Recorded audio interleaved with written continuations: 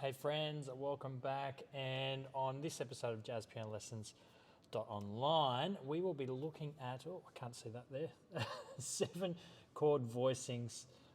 Let's put this down, that makes it so much better, right? 7 chord voicings every jazz pianist should learn first, right? 7 chord voicings that you should learn if you are learning jazz piano. All right, let's get straight into it, guys.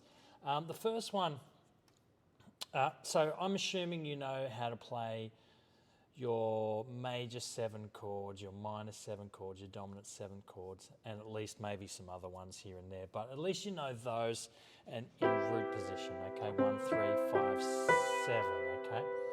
I'm assuming you know that at least, all right? So,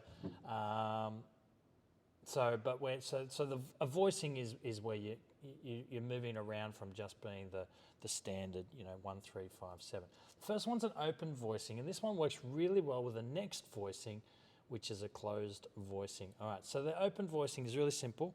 I'm going to do kind of all of them in C major 7 to make sense. 1, 7 in the left hand. 1, 2, 3, 4, 5, 6, 7. 1, 7, 3, 5. Okay.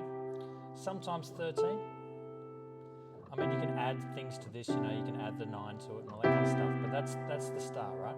And then the next one is the closed voicing, 1, 3, 7, 9. 1, 3, 7, 9, okay? Now this works really well when you're doing a 2, 5, 1, or you're doing, when you're going around the cycle of fourths or whatever it is that you're doing, right? So D minor 7 to G7, for example, right? D minor 7, let's use the open voicing. All right, D, C, F, A, 1, 7, 3, 5, going to the closed voicing of G7. All I'm going to do is actually I'm going to leave, this is going to be the 7, 9 of the closed voicing, all right? So my left hand, my right hand, 3 and 5 of the D minor becomes the 7, 9 of the G. All right, does that make sense? All right, so when we swap, 1, 3, 7, 9.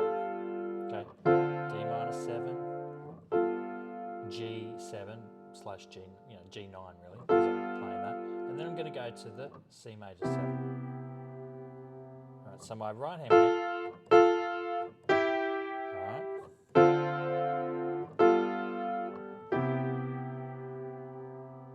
All right, now you can do it the other way around where you start with the closed voicing. 1, 3, 7, 9.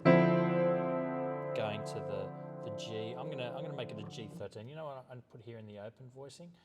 I put in there that it's a where is it? There it is. There it is. There.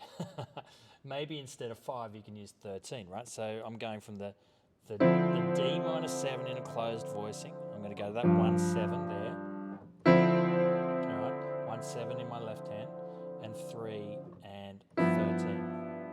So literally, all I'm doing is changing that. And then for the C major, I'm going to come down to the 9, all right? So is what my right hand's doing, okay? So D minor 9, G13, C major 9. Really nice, really nice. Now the closed voicing, you can't play too low because the 1 and the 3 kind of, depending on how good your piano is and all that kind of stuff, depends how low. You could probably get away with that, with the harmonics that layer on top of each other. The closed voicing, not so low. The open voicing, you can play a little bit lower, all right? So that's the first 2 that go together, all right? Now, of course, you can mix and match any of these voicings at any time whenever you're playing the songs, right? All right, so the next 2 that go together is what I call the axis of a 3rd voicing and an axis of a 7th voicing. So it's 1, 5 in the left hand both times, but your 3rd is on the top.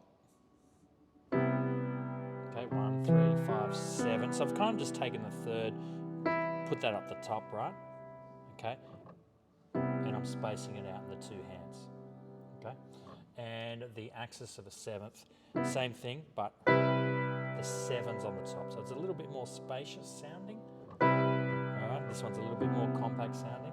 Beautiful voicing. So, and they swap really nicely together too. So your left hand's going to just be doing 5s, okay, but your right hand is going to be doing 7, 3. I'm doing the axis of a 3rd. I'm going to go to an axis of a 7th. which is 3, 7, and then I'm going to go back to the axis of a third. 1, 5, 7, 3. So watch my right hand. Right. Sounds beautiful, and it's much better than going, even with a bass note.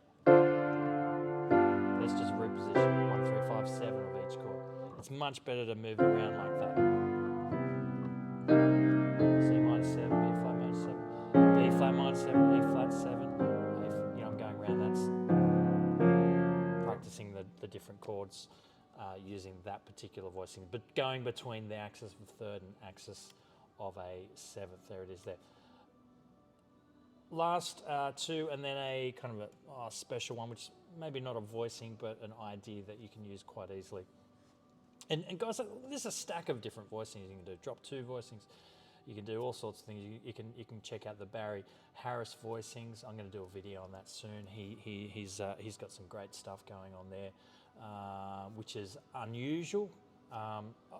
Sorry, it's not unusual, but it's not typical of what every jazz pianist learns. But this video is all about the first ones you should know, right? So this is A voicing, and the next one, the B voicing.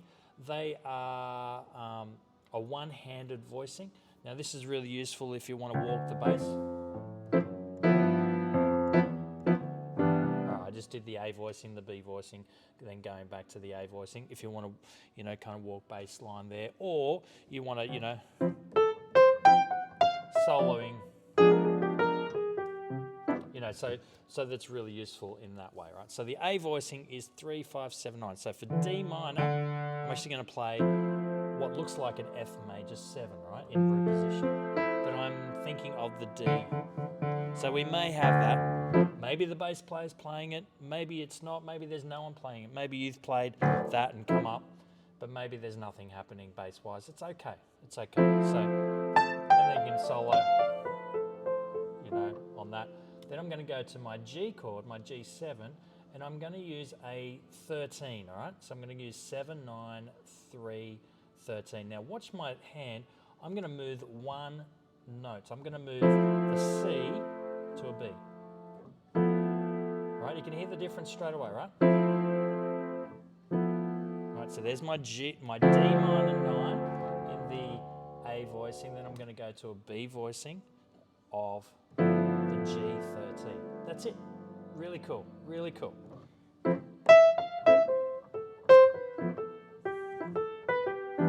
right, and then I finished with, let's go back to that, A voicing, which is 3, 5, 7, 9 of the C chord. All right, it looks like an E minor 7 chord, but that's what it is. Hopefully that makes sense. All right, so that's, now you could, of course, I went A, B, A, in terms of voicings, but you could start on the B and go around the cycle there. So I would practice that, going around the cycle. I'd, D, G minor 7, C 7, A voicing, B voicing, A voicing. But you could start with the B voicing, 7, 9, 3, 5. I'm using this time, all right, because it's a minor chord. And the 5 works really well with that. The 13 works great too, but it's a little bit more clashy. Depends on where your ear is at, what you want to hear. Then the C13, or the 1, 3, 5, 7. I'm using a 13 there. Going to the C, the F major 7 in the B voicing. All right, so you can work that, go around the cycle, force that. The last one is what I like to just call, 3 plus 7 plus something. Give it some colour of some sort, right? Give it some flavour of some sort. Okay, so we got, let's say we're doing a C7 chord, which is C, E, G, B flat. Okay, let's just take the 3 and the 7 and add something. All right, so I'm going to add this time a 9. All right, that works, right? Or I could add, instead of the 9, I could add the 13. All right, that's got a nice little clash in there. I really like that. All right. I could change the inversion of that, and you'll get a much more open sound to that, and but still a very kind of a funky kind of a sound. All right, that gives that kind of a sound. It's more of a, in some ways, it feels like a sharp 9. In some ways, it is actually. So C13, like that, is also the same as F sharp in terms of the tritone substitute. F sharp, sharp 9, F sharp 7, sharp 9. So C13, same chords as F sharp 7, sharp 9. All right, so that's why it kind of has that little bit of a sound there that's similar, right? So you can add a bit of flavour. Maybe it's just a 7, 9 or 11, but maybe you could, a 9, 11 or a 13. But you could also add a sharp 5 or something like that as well, and you'll get some other fun kind of sounding things, and you can just do that with whatever, really. All right, what I would encourage you to do is to, pick A, B voicing, or axis of third and axis of seventh, or open and closed, and work on them together and go around the cycle of fourths doing 2, 5, 1. So here's D minor. I'm going to go between, and I'll just bring it up to make it a little bit easier for you to see. I'll use the axis of a third and axis of seventh. I'll just leave the axis of third up, but you'll know that I'm going 3, 7, 3. And then I'm going to change chords, and I'm going to do 3, 7, 3. Right, D minor 7, G7, C major 7. Right, I did axis of a third, axis of a seventh, axis of a third. All right, now I'm going to go to the key of F, which is a fourth away from C. Right, so I'm going to go around the cycle of fourths until I get back to the key of C. So I'm going to go to G minor 7 is the next chord. All right, G minor 7 in an axis of third. Then I'm going to go to an axis of a seventh in the key of F, but the fifth chord, right? So the C7, F major 7 in the axis of a third. All right, you keep going. I'm in the key B flat now. Key of E flat. Key of A flat. Key of D flat. So I'm going to start with my E flat minor. All right, and then you can go around all the way until you make it back to the beginning. Your last one will be G major. Right, A minor 7, D7, G major 7, and then a fourth up from G is C, so you've made it back. There's only 12 of them, so that's a great way to do it. It's probably a better way to do it than just doing it chromatically, just practicing it chromatically.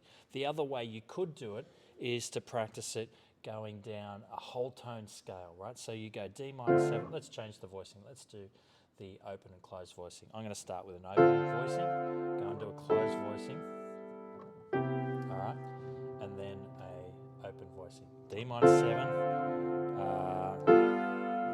should have done that one, I think, and then C major 7, right? Now I'm going to then go down one tone, right? So my C major turns into the second chord being C minor, then F7, then B flat major 7, B flat minor 7, E flat 7, A flat major 7. I'm changing key all the time, right? So A flat major 7. It's a nice way to kind of practice it, right? I guess. Now, keep in mind there are 2 whole tone scales. So when you do one whole tone scale and you get back to the beginning, you'll be an octave lower, unless you've moved up at some point in time. Keep in mind that there's 2 of them. So if you, as in you've missed half of the notes, if that makes sense, right? Just like there's one chromatic scale. I know that technically you can start on, there's 12 chromatic scales because you can start and finish on 12 different notes, but you're playing the same notes every time, right? All right, so there's 2 whole tone scales. So once you get to the end, then go up 1 semitone and then do those, that 6, so you do 6 at a time, all right? Guys, hopefully that was helpful for you. You know the drill. If you liked it, subscribe, do whatever you want to do. Anyway, I'll see you later. I'll catch you soon. Bye.